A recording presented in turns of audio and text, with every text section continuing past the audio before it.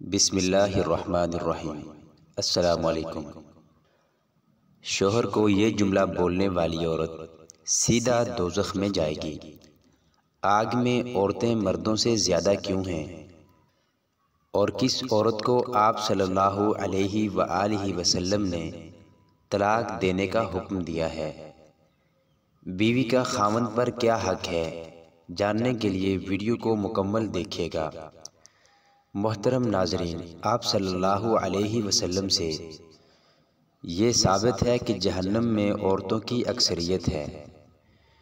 عمران بن حسین رضی اللہ تعالیٰ عنہ بیان کرتے ہیں کہ نبی صلی اللہ علیہ وسلم نے فرمایا، میں نے جنت میں جھانکا تو اس میں اکثر لوگ فقراء تھے، اور میں نے جہنم میں جھانکا تو اکثر عورتیں تھیں۔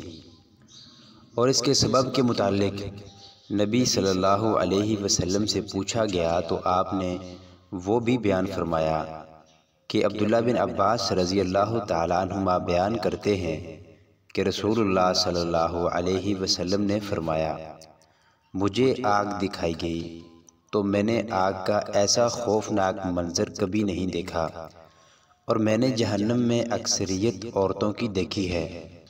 ابو سعید خدری رضی اللہ تعالی عنہ بیان کرتے ہیں کہ نبی کریم صلی اللہ علیہ وسلم عید الاضحیٰ اور عید الفطر کے لیے عیدگاہ کی طرف نکلے، عورتوں کے پاس سے گزرے تو فرمانے لگے کہ اے عورتوں کی جماعت، صدقہ و خیرات کیا کرو، مجھے دکھایا گیا ہے کہ تمہاری جہنم میں اکثریت ہے۔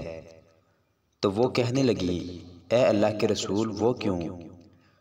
تو نبی صلی اللہ علیہ وسلم نے فرمایا، تم گالی گلوچ بہت زیادہ کرتی ہو اور خاوند کی نافرمانی کرتی ہو۔ میں نے دین اور عقل میں ناقص تم سے زیادہ کوئی نہیں دیکھا۔ تم میں سے کوئی ایک اچھے بھلے شخص کی عقل خراب کر دیتی ہے۔ وہ کہنے لگی، اے اللہ کے رسول صلی اللہ علیہ وسلم، تو ہمارے دین اور ہماری عقل میں نقص کیا ہے؟ نبی صلی اللہ علیہ وسلم نے فرمایا، کیا دو عورتوں کی گواہی ایک مرد کے برابر نہیں؟ تو وہ کہنے لگی، کیوں نہیں؟ تو نبی صلی اللہ علیہ وسلم نے فرمایا، تو یہ اس کی عقل کا نقصان ہے۔ کیا جب کسی کو حیض آ جائے تو وہ نماز اور روزہ نہیں چھوڑتی؟ تو وہ کہنے لگی، کیوں نہیں؟ تو نبی صلی اللہ علیہ وسلم نے فرمایا، یہ اس کے دین کا نقصان ہے۔ سیدنا انس بن مالک رضی اللہ تعالیٰ عنہ سے روایت ہے کہ نبی کریم صلی اللہ علیہ وسلم نے فرمایا، کسی بشر کے لیے اجازت نہیں کہ وہ دوسرے بشر کو سجدہ کرے۔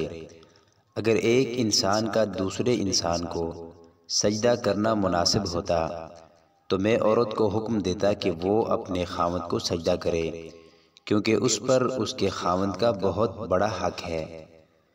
اس ذات کی قسم جس کے ہاتھ میں میری جان ہے، اگر خاوند کو پاؤں سے لے کر سر کی مانگ تک پھوڑے نکل آئے اور اس سے لہو اور پیپ بہنا شروع ہو جائے، اور اس کی بیوی اگر اس کو چاٹنا شروع کر دے تو پھر بھی وہ اپنے خاوند کا حق ادا نہیں کر سکے گی۔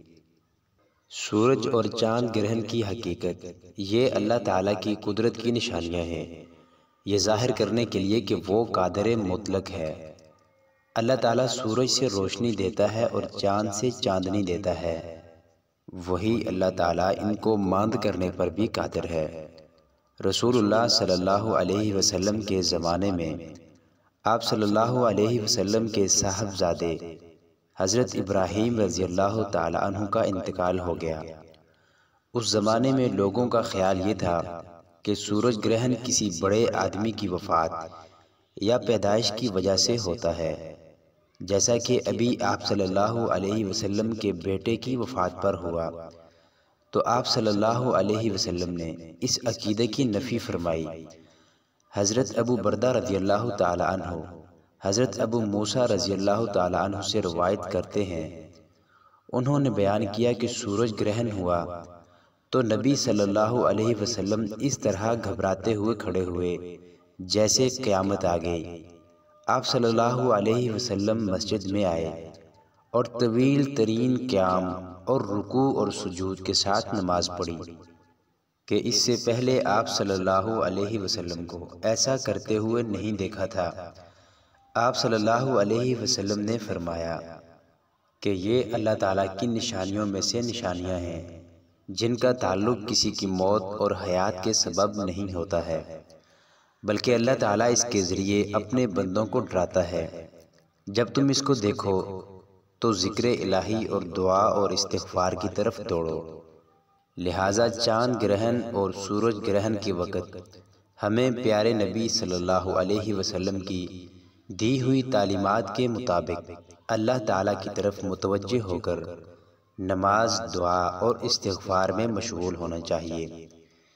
پھر آپ نے فرمایا، بلا شبہ سورج اور چاند اللہ تعالیٰ کی دو نشانیاں ہیں، انہیں کسی کی موت و حیات کی وجہ سے گرہن نہیں لگتا، لہٰذا جب تم یہ صورتحال دیکھو تو اللہ تعالیٰ کو یاد کیا کرو۔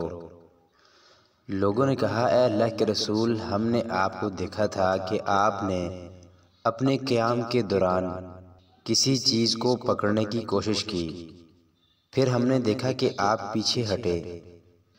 آپ نے فرمایا، میں نے جنت دیکھی، یا فرمایا مجھے جنت دکھائی گئی تو میں نے اس سے ایک گوشہ لینے کی کوشش کی تھی، اور اگر میں اسے لے لیتا تو تم رہتی دنیا تک اس سے کھاتے رہتے۔ نیز میں نے آگ دیکھی، میں نے اس جیسا خوفناک منظر کبھی نہیں دیکھا۔ میں نے جہنم میں زیادہ عورتوں کو دیکھا۔ لوگوں نے کہا، اے اللہ کے رسول، کیوں؟ آپ نے فرمایا، اپنے کفر کی وجہ سے۔ کہا گیا، کیا وہ اللہ کے ساتھ کفر کرتی ہیں؟ آپ نے فرمایا، نہیں، وہ خاوند کی ناشکری کرتی ہیں اور احسان فراموش ہیں۔ اگر تم ان میں سے کسی کے ساتھ ساری زندگی حسن سلوک کرتے رہو، پھر وہ تجھ سے کوئی ناگوار چیز دیکھیں گی تو کہیں گی، میں نے تجھ سے کبھی کوئی اچھا سلوک نہیں دیکھا۔ یہ ہے وہ جملہ جس جملے کو شوہر سے بولنے والی عورت جہنم میں جائے گی۔ آپ صلی اللہ علیہ وسلم نے کس عورت کو طلاق دینے کا حکم دیا ہے؟ حدیث ملاحظہ فرمائیے۔ سیدنا لقیط بن صبرہ رضی اللہ تعالیٰ عنہ سے روایت ہے، وہ کہتے ہیں، میں نے کہا کہ اے اللہ کے رسول صلی اللہ علیہ وسلم، میری ایک بیوی ہے، وہ بڑی زبان دراز ہے اور مجھے اذیت دیتی ہے۔ آپ نے فرمایا، اسے طلاق دے دو۔ اس نے کہا، میرا اس کے ساتھ پرانا ساتھ ہے اور میری اولاد بھی ہے۔ آپ نے فرمایا، پھر اسے روک لو اور اسے بھلائی کی تلقین کرتے رہو، اگر اس میں بھلائی قبول کرنے کی صلاحیت ہوئی تو وہ قبول کر لے گی۔ بہرحال تم نے اپنی بیوی کو اس طرح نہیں مارنا جیسے لونڈی کو مارا جاتا ہے۔ حضور صلی اللہ علیہ وسلم نے فرمایا، اللہ اس شخص کے چہرے کو تر و تازہ رکھے جس نے میرے سے کوئی حدیث سنی، پھر جیسے سنی ویسے اسے آگے پہنچا دیا۔ دعا ہے کہ اللہ تعالیٰ میرا سنانا اور آپ کا سننا اپنی بارگاہ الہی میں قبول و منظور فرمائے، آمین ثم آمین۔ تمام دوستوں سے گزارش ہے کہ اللہ تعالیٰ کے 99 ناموں میں سے ایک نام کمنٹ میں ضرور لکھیں۔ شکریہ۔